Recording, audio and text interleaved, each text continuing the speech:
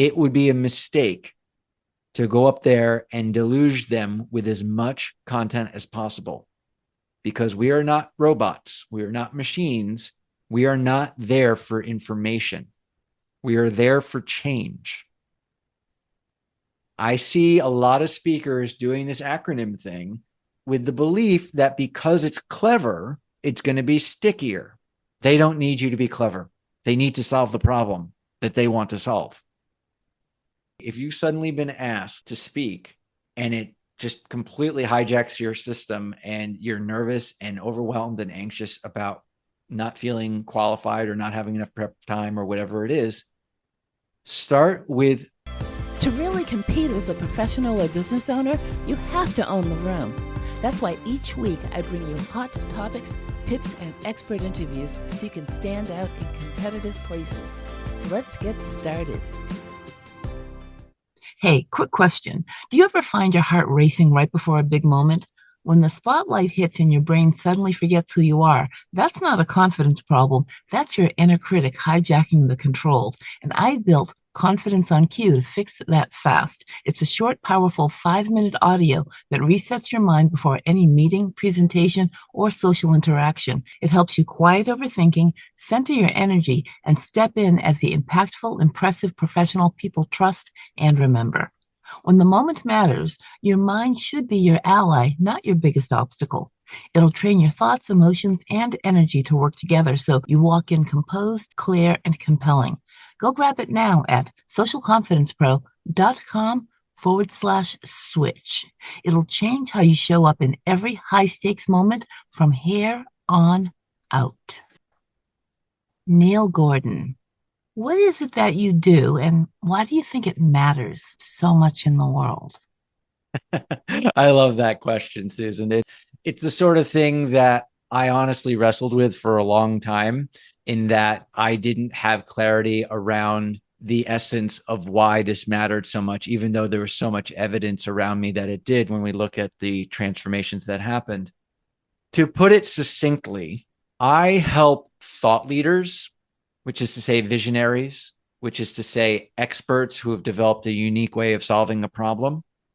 I help them to turn their message into a movement, to take their unique way of doing things and create an exponentially greater impact. Now, why does it matter?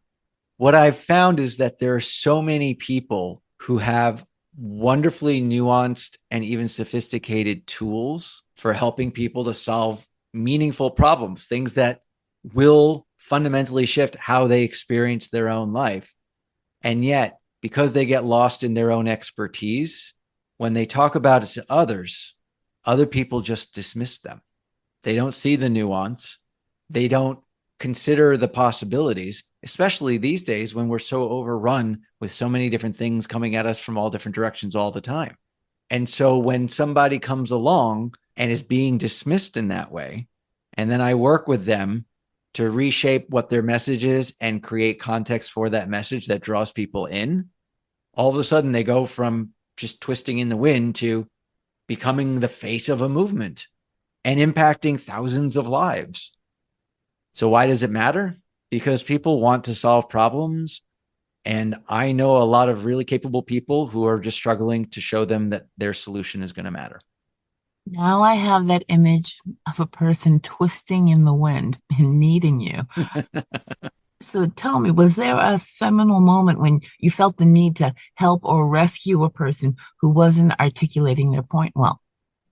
This is going to take us all the way back to when I was an editor at Penguin. This is before they even merged with Random House, about 20 years ago now. My boss, who was president and publisher of the division and a very influential guy, knew I was really into yoga. And he comes into the office one morning all excited because he found out about this yoga teacher who was looking to get a book deal. And he wanted to talk about it with me. And she was also based in New York, where we were. And I went and checked her out.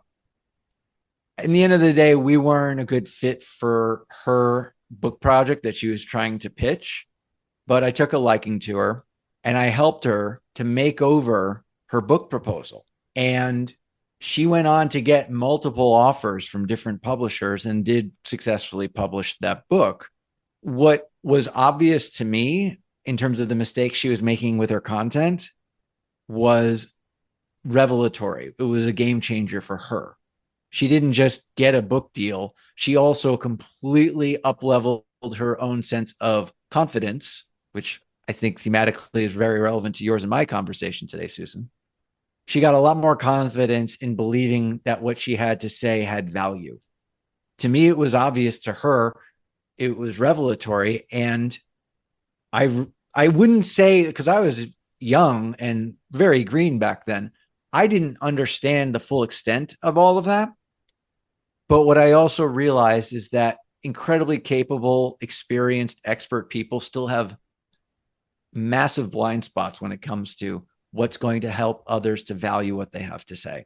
So that was a turning point. And then within about a year or two of helping her out with her proposal, I went out on my own and began the journey of helping people outside of the corporate world. What mistakes do you see people making when they give their elevator pitch, which is something that should go as smoothly as saying their name because it's what they do every day? It's a really good question, Susan. And for those who aren't necessarily familiar with an elevator pitch, it's what can you describe about your work in the short amount of time that it takes to go up to a higher floor in an elevator, right? And often the elevator pitch is the result of someone else asking them, what do you do? It could literally be in an elevator, or it could be at a networking event, or it could be at a party or something much more casual. What do you do? The mistake that I see people making is that they tell them what they do. It might seem kind of crazy to say that. I'm like, Neil, what are you talking about? They just asked, what do you do? Why would that not be the appropriate way to respond? Because people ultimately aren't interested in what other people do. People show up in the world out of self-interest. They're interested in solving their problems. They're often going to ask the what do you do question, not out of curiosity, but either A, because they're trying to solve a problem in their life and they're looking to figure out, is there someone available to solve that problem? B, they're just looking to make a sale themselves. Or C, they're just filling in space. They just don't want to be awkward at some networking event or whatever. And so they just fill in the space with, well, what do you do? As a default kind of question. But in either of those, any of those scenarios, they're asking the question because of what they want and what they need. And it would be a mistake to talk about what we do up front because it just becomes a transaction. We have an opportunity to engage somebody in a more meaningful way. And that could be as simple as, instead of just saying, well, I'm an accountant, you could say, you know how mystifying taxes can be? And you hire an accountant and you're just going to have to hope that they know what they're doing because you don't know all these ins and outs of tax law and everything else. Like, yeah, I have an accountant right now. I don't even know what they do. And then they charge me $2,000 and I still have to pay taxes. Right. Well, there are critical mistakes that most accountants make that really harm their clients and the financial outcomes they get each year. And so I work as an accountant, but I reverse a lot of those mistakes in order to make sure that my clients are really taken care of and increases the likelihood that they get refunds rather than pay extra taxes each year. That was a great example, very illustrative of what that accountant does. And I imagine that many elevator pitches fall flat because they don't give the listener the vision of what it is that they do. And they don't agitate the pain point. In copywriting, like when you're saying, I don't know if you're reading or not, but when you're saying the introduction to your episodes, you're talking about a pain point before you talk about the 5-minute resource that you offer. And we do that in copywriting, but humans don't suddenly stop wanting to solve a problem when they're in a conversation. If an accountant started the conversation with, you know how much it sucks that your accountant is doing a bunch of things and you have no idea if they're serving you or not.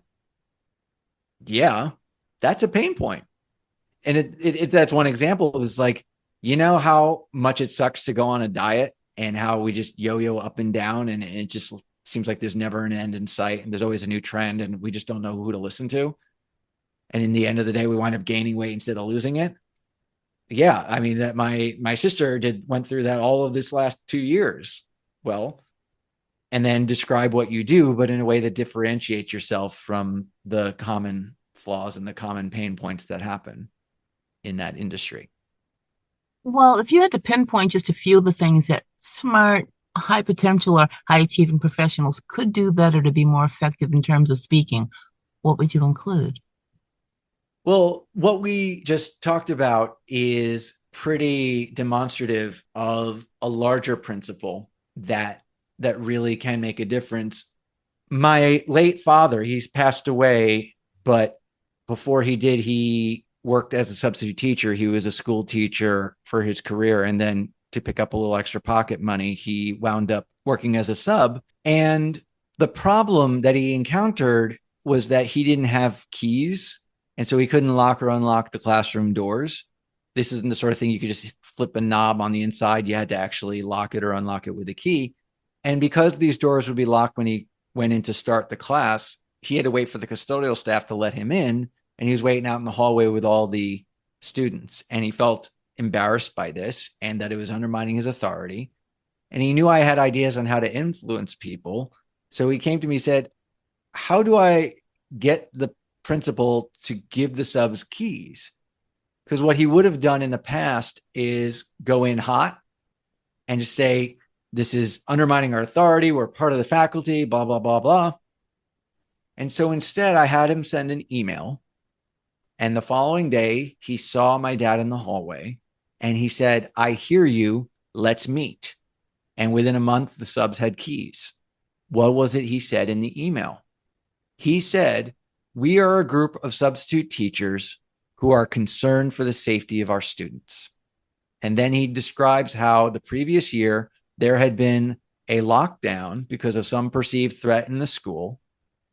And some of the kids in his classroom asked to go to a different classroom that they could lock because they didn't feel safe because he couldn't lock the door. He was able to get the keys for the subs, not because he went in hot about a thing that he cared about and being embarrassed and that he felt undermined as a faculty member. He went into it thinking about the safety of the students. Why? Because he framed the situation in the context of a problem that the principal cared about solving. And so you asked, how do these high functioning individuals become better at speaking, become better at representing their stuff? And the answer to that question is to frame things in the context of a problem they care about solving, to not go right into our solution, to not go right into our perspective, but instead frame it in the context of something that they care about, and then leave them the breadcrumbs to your solution. And that can show up in a conversation. It can show up in a board meeting. It can show up when you're a speaker on stage. And it even reflects what I was talking about with the elevator pitches too. It's just a great go-to tool for being more influential because you've drawn them in the context of what they care about. So, what identity shift then has to happen before someone truly becomes a good advocate for themselves and they're able to express themselves in a very confident way? Your dad apparently had that, but the other subs didn't. It's a good observation, Susan. My dad was also one of the members of the teachers union, always giving the administration a hard time during his career. And so he certainly had an identity of a rabble rouser. And what that ultimately means is that, to your point, not everyone sees themselves by default in that way. However, if a person who is typically, let's say it's a board meeting or some kind of department meeting, something where there's a group of people around a table, someone's running it, and they're usually these very loud, outspoken people dominating the conversation. But you have a quieter way of showing up in the world, and yet because of all the work you've done on your own, you know that there's a solution that they're overlooking or disregarding or somehow not utilizing in the way that they could. For people who don't identify as one who speaks up and who see themselves as a vocal member of a team, the first step in finding that identity is to confirm, does this solution have real value? Do I firmly believe in this, or am I just trying to speak up for the sake of speaking up? If you believe in it, then I recommend that you think about that solution in the context of their transformation. How is this department? How is this board? How is whoever it is? How are they going to experience this transformation on the other side of it? Let's say they're having a bad quarter and they have one more month to turn things around, and you have an idea, but you, again, to your question, you don't see yourself as a person who brings up those ideas. Start with, what is their life going to look like when they have turned that quarter around and they've met all their goals in the next 30 days? How good are they going to feel? How much better of an environment is this going to be when the department does that? And then if that sells you on being a worthwhile thing to do, then think about, what is it that they think they need to do right now to solve the problem? Do they think that they need to get more customers? Do they think they need to cross-sell existing customers? Do they think that they want more sales, but they don't have the resources and the time to find the customers? Like, okay, I have a way for us to make more money in the next 30 days without having to get a single new customer. Is that something you guys would like to hear about? You can frame it in terms of the problem that they want to solve, and then they have to take responsibility. They have to say, yeah, let's hear it. Or, oh, absolutely, let's hear what you have to say, whatever it is. If they dismiss you out of hand, then that's really their problem and not yours, ultimately. But start with the transformation that they're going to enjoy, and then think about the problem that they think they have right now, and then frame your solution from that standpoint. That's a good plan. I can understand that. And do you think that staying quiet can subtly cap someone's career without them realizing it? I would say, Susan, that every situation is ultimately different. Somebody could stay quiet and the work is so valuable to the people who need to know about it that they can go through their entire career not speaking up and actually thrive. It's just because speaking up isn't part of their deal. It's not what they need to do. However, if you're an executive, you're a C-suite person or what have you, and you never speak up, it's likely that that's going to cap your career, as you said, and prevent you from getting to your goals. I like to say that the only hard and fast rule of communications is that there are no hard and fast rules. You could stay quiet and things will go great for you. If, however, you feel like you are stuck, then there might be an opportunity to have a greater impact if you speak up more. That being said, I do want to clarify, speaking up is not the same thing as solving problems. You could solve problems in silence. And as long as people know that you're the one solving the problem, then you'll be great. Well said. Yeah, I really see the world in terms of problems to be solved. And there's value in those who can solve them. There's real value in those who can find the solutions, not just implement them and be told what to do, but can actually conceive of another way of doing things and whatnot. If you are a problem solver and you just happen to be quiet in meetings, as long as the other people know that you're the one to solve the problem, that's great. I remember one of my extended family members worked in the New York City financial industry, and leading up to the 2008 crash. And then he was basically done with his career anyway. So it was a good time to exit. My dad, who was closest with him, would describe his job as just him hanging out and having a good time most of the day. And then there was this one thing that he did, and he was able to do it well and quickly. And so they just kind of had him around as just goofing around and having a good time. And then when they needed him for that thing, he did the thing. So every situation is unique in that way. Well, what matters more, speaking well or being right? I've seen plenty of people speak well and put a lot of flash into what they say and get rewarded for it, even though when you scratch the surface, there's nothing there. I don't want to sit here and say that steak wins over sizzle every time. Because in fact, sizzle often gets the attention. I remember there was this one woman who was an expert apparently in marketing and sales. And I saw her at this conference series that I went to for a few years a while back. And everyone was hooting and hollering at her presentations because it was full of all these wink, wink, nudge, nudge moments and these very animated, lively, fun-loving slides. And she just kept saying these kind of slogan type sayings and stuff like that. And after seeing her present on three different occasions, I still didn't know what she did, but she made lots of money. So she was I've never encountered anyone who was more sizzle than her. She was pure sizzle. And I asked someone else, what does she do? Well, she works on funnels. Never became clear to me, ever. I'm an expert in giving presentations. I still have no idea to this day how she did what she did. I don't for a minute think that there aren't people out there with very little to offer who are just making tons of money because they're just so good at the sizzle or the spin or the marketing or the framing or the positioning or whatever it is. I believe in the value of meaningful and viable solutions. And I want to help the people who have that substantive way of seeing the world to bring a little more engagement. And I wouldn't say it's sizzle, but it's certainly meeting people where they're at and the psychology of content and speaking and communicating, using that to their advantage so that they're able to get something substantive out into the world. Do people tend to make the same mistakes across the board, or is it more individualized and maybe based on their own personal history or any head trash that they've been carrying with them?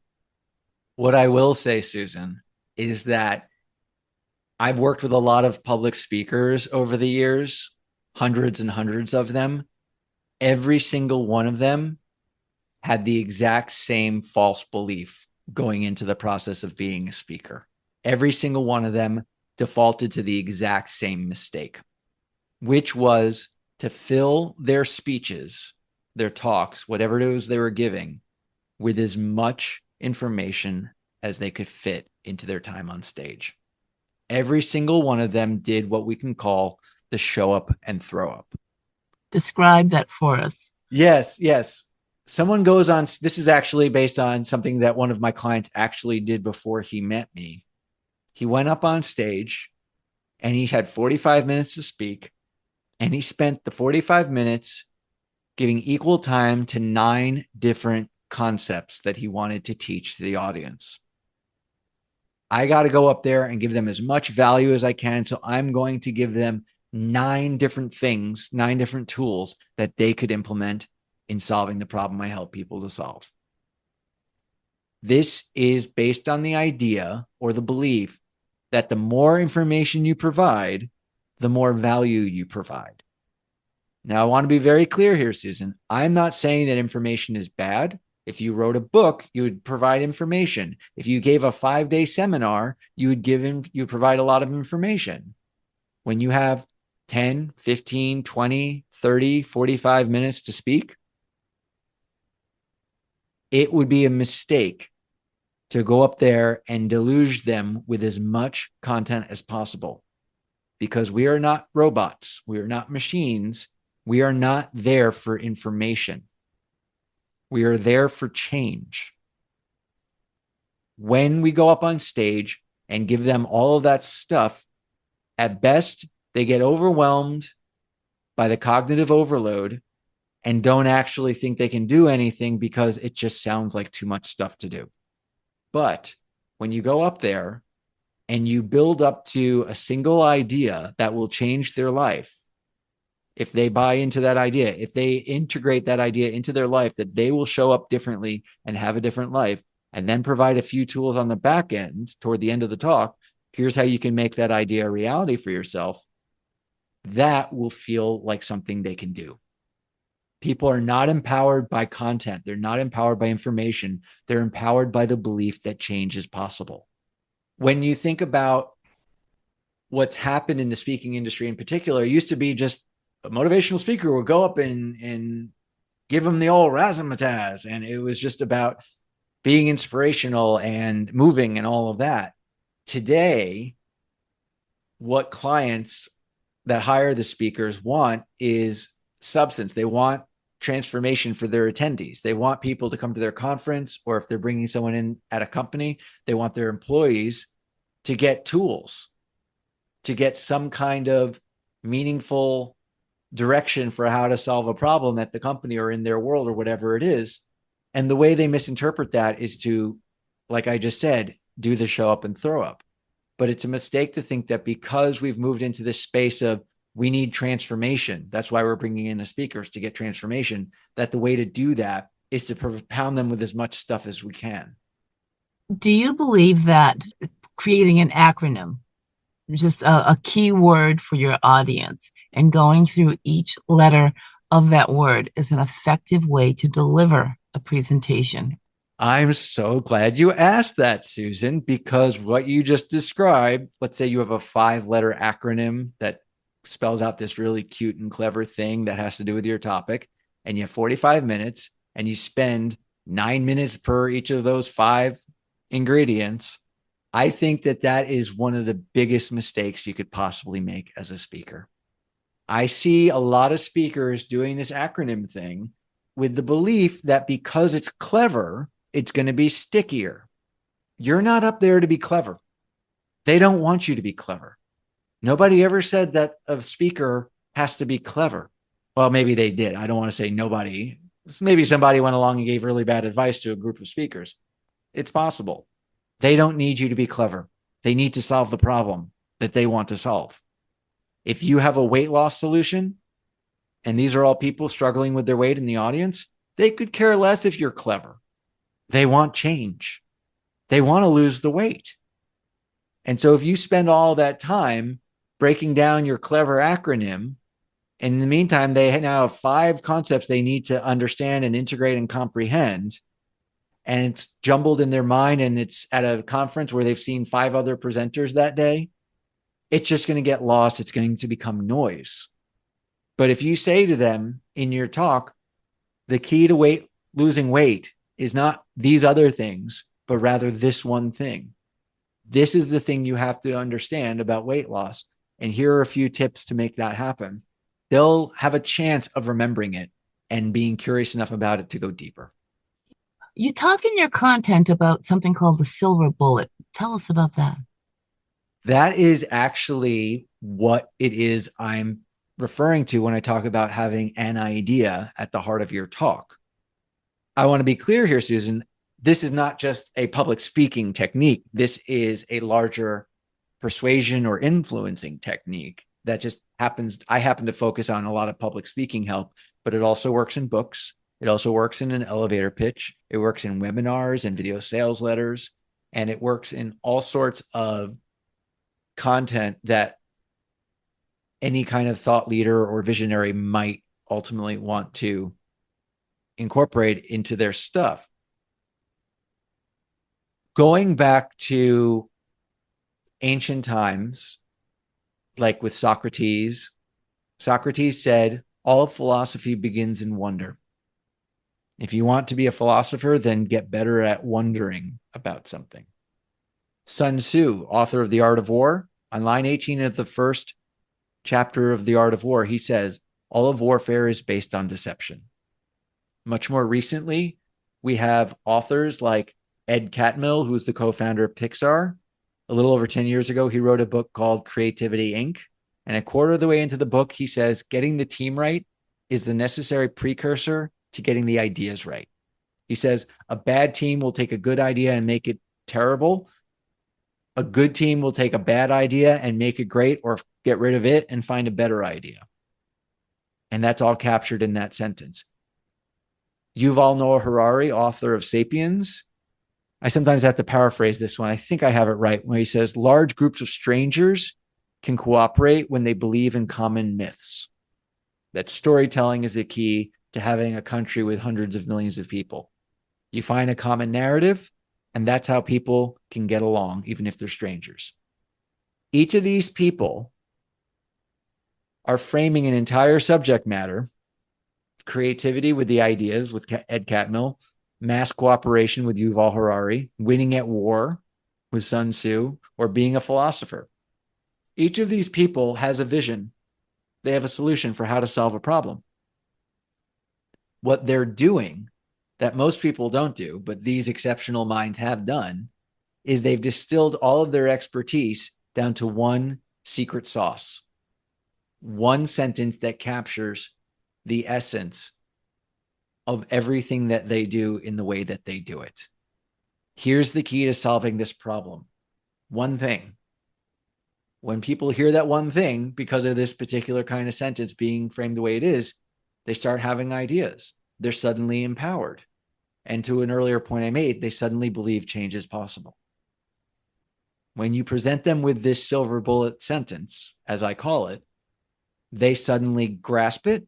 They internalize it instantly. They'll often get chills or goosebumps. And most importantly, they'll want to go deeper. They'll say, oh, I get it now, and I want to go deeper and figure this out. That's a person who's empowered.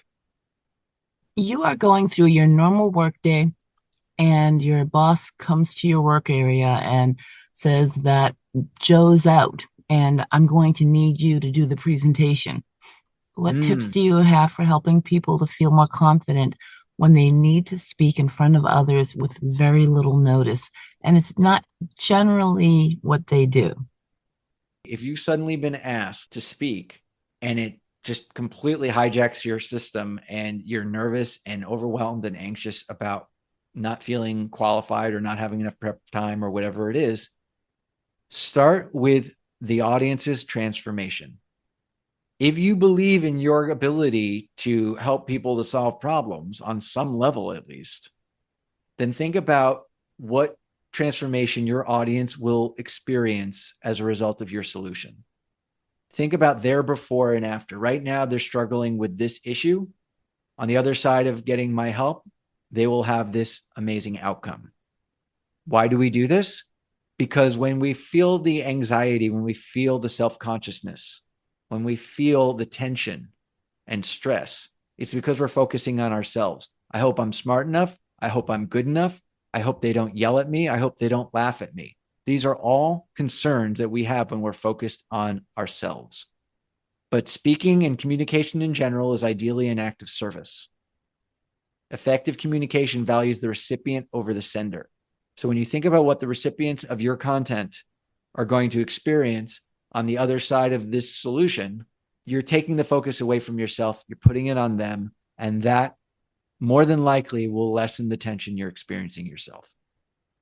Neil Gordon, if we want to hear more from you, where can we find you? You can find me on my website, neilcanhelp.com, NeilCanhelp. And of course, you can follow me on socials. I'm biggest on TikTok, but you can find me in some version of Neil Can Help on all the platforms. And if you're really interested and curious about the silver bullet, then my recently published book, The Most Powerful Sentence of All Time, goes into all of that and helps you to find that kind of sentence for yourself. Thank you so much for doing what you do. It's an incredible gift to give people who don't currently have the feedback or the tools and answers to improve their speaking and become much more effective.